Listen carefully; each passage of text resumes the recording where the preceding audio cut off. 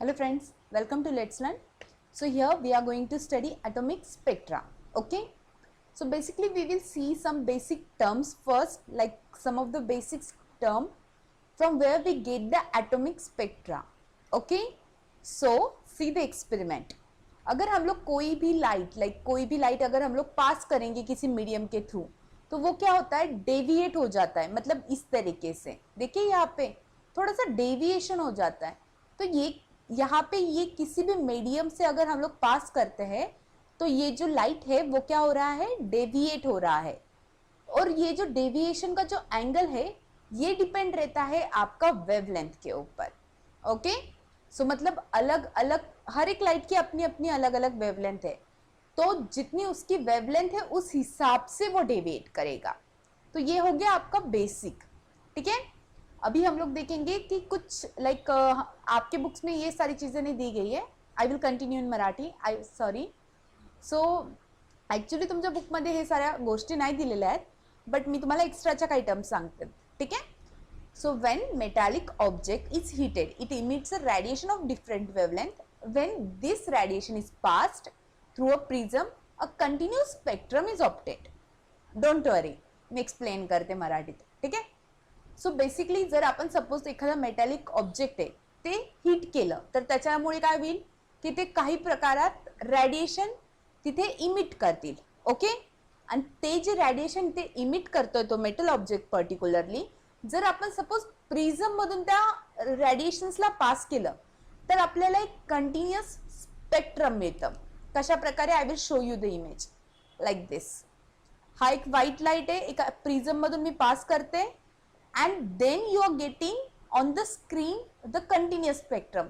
बघा याचाच इफेक्ट आपला रेनबो पण आहे.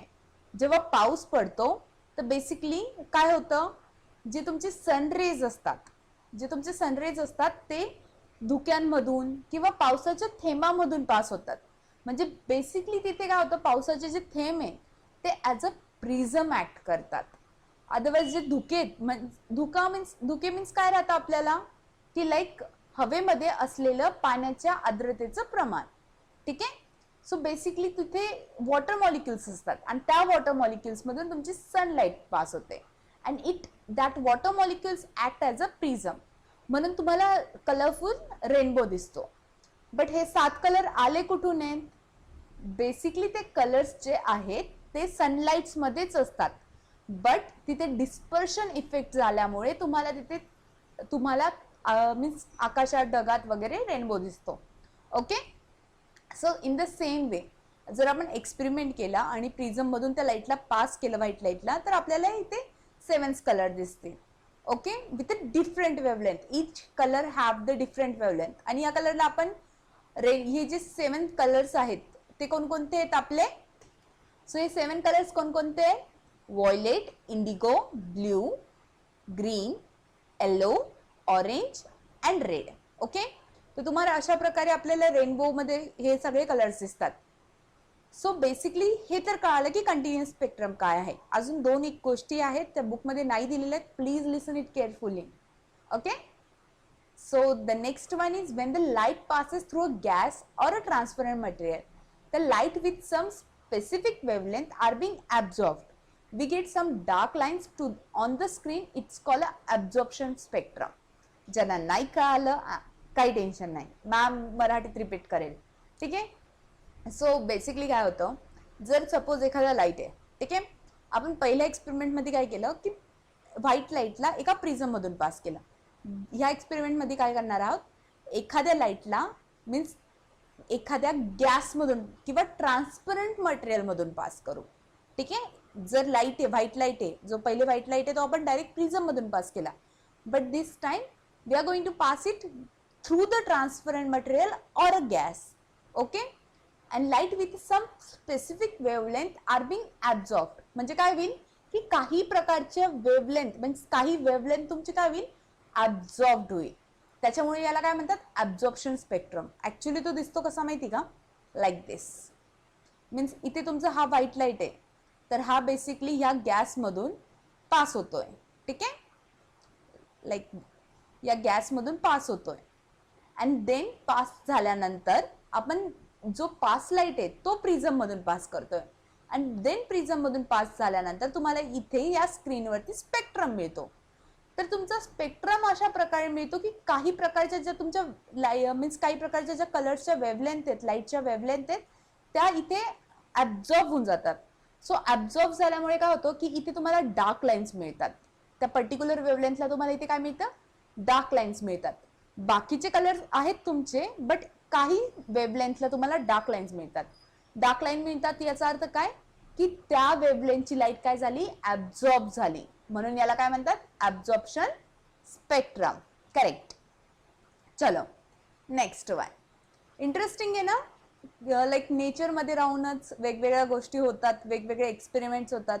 ते पहिल्यापासून होत आलेले आहेत, पण मीन्स आपल्याला ते खूप नंतर कळालं. सो अशा खूप साऱ्या गोष्टी ज्या इन्व्हेंट करायच्या बाकी आहेत. टेन्शन नका घेऊ, जर कोणाला सायंटिस्ट बनायचं असेल तर खूप साऱ्या गोष्टी ज्या इन्व्हेंट करायच्या बाकी आहेत. ठीक आहे. So nature is really beautiful and it is full of with surprises and science also. Okay, let's continue to the lecture. So when the material is made excited by heating or otherwise it emits a light of a specific wavelength and on the screen we get some colored lines. This known as the emission spectrum. Basically emission spectrum काय असतं की जर suppose आपण एखादा metal घेतला, ठीक आहे, एखादा मटेरियल घेतलं आणि त्याला एक्साइट केलं मीन्स काय केलं की एखाद्या मटेरियलला आपण हीट करतोय. इथे काय केलं, त्याला हीट केलं, हीटिंग इफेक्ट दिला. ठीक आहे. हीटिंग इफेक्टमुळे काय होतं की तो काय करतो, लाईट जो आहे तो इमिट करतो आणि ती लाईट इमिट केल्यामुळे स्पेसिफिक वेव्हलेंथलाच तो ती लाईट इमिट करतो आणि त्याच्यानंतर आपल्याला ती जी हिटिंग वाली वेव्हलेंथ आहे, हिटिंग वाली लाईट आहे ती आपण जर पास केली प्रिझम मधून तर आपल्याला काय मिळते, एक लाईन्स मिळतात. मीन्स अशा लाईक कलर्ड लाईन मिळतात. ऍब्झॉर्प्शन मध्ये काय झालं होतं की काही वेव्हलेंथ ऍब्झॉर्ब झाली होती, काही वेव्हलेंथची लाईन ऍब्झॉर्ब झाले होते, त्याच्यामुळे आपल्याला तिथे डार्क लाईन्स मिळाल्या होत्या. या एक्सपेरिमेंट मध्ये काय होतंय की काही स्पेसिफिक वेव्हलेंथला आपल्याला स्क्रीनवरती कलर्ड लाईन्स दिसत आहेत अशा प्रकारे. ठीक आहे. त्याच्यामुळे याला काय म्हणतात, emission spectrum. Emission lines refer to the fact that glowing gas emits light of light. Means emission lines हा जो स्पेक्ट्रम आहे तो काय रेफर करतो की कोणताही हॉट ग्लोईंग गॅस असेल, हॉट ग्लोईंग गॅस मीन्स की आपण त्या गॅसला हीट करतोय, त्या हिटिंग इफेक्टमुळे काय होतं की तो लाईट इमिट करतो and then we will get the emission spectrum. And actually या इमिशन स्पेक्ट्रम वरती खूप साऱ्या सायंटिस्टने रिसर्च केलेला आहे. ठीक आहे. अँड देन रिसर्च केल्यानंतर त्यांनी वेगवेगळे ग्रुप्स फाइंड आउट केले, वेगवेगळे लाईट्सचे ग्रुप्स फाइंड आउट केले. मीन्स हे जे लाईन्स तुम्हाला इथे मिळत आहेत, अजून याच्यापेक्षा अजून लाईन्स तिथे मिळू शकतात तुम्हाला. सो इकडे तुम्हाला जनरली युव्ही रेज मिळतात आणि इकडे तुम्हाला इन्फ्रारेड मिळतात. IR रेज म्हणतो त्यांना आपण, इन्फ्रारेड, आणि इकडे तुम्हाला युव्ही रेज मिळतात. इकडच्या वेव्हलेंथला तुम्हाला युव्ही रेज आणि या वेव्हलेंथला जाल तर इन्फ्रारेड वेव्स मिळतील. सो बेसिकली या इमिशन स्पेक्ट्रम मध्ये इथे तुम्हाला एक ग्रुप मिळालेला आहे कलर्ड लाईटचा. तर असा डिफरंट वेव्हलेंथला तुम्हाला डिफरंट ग्रुप्स मिळाले, डिफरंट सिरीज मिळालेली आणि ती डिफरंट सायंटिस्टने फाइंड आउट केलेली आहे.